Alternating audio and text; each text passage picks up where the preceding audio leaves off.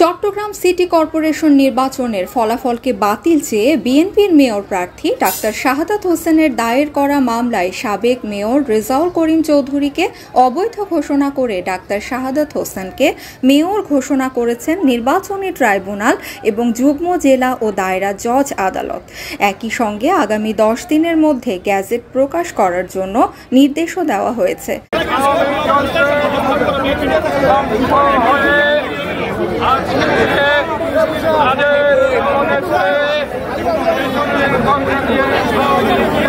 পালিয়ে গেছে।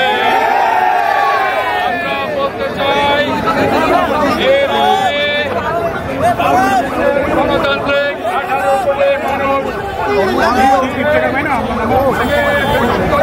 আজ 1 অক্টোবর মঙ্গলবার দুপুরে নির্বাচনী ট্রাইব্যুনাল এবং যুগ্ম জেলা ও দায়রা জজ মোহাম্মদ খায়রুল আমিনের আদালতে এই রায় দেওয়ার পর আদালতের ওই রায়ের প্রতিক্রিয়ায় বিজয়ী মেয়র ডাক্তার শাহাদাত হোসেন বলেন, এই জয় আনন্দের, কারণ দীর্ঘ 4 বছর আইনি লড়াইয়ের পর মেয়র হিসেবে বৈধ ঘোষণা করা হলো। এই রায় আইনের শাসন ও সত্য প্রতিষ্ঠার অংশ।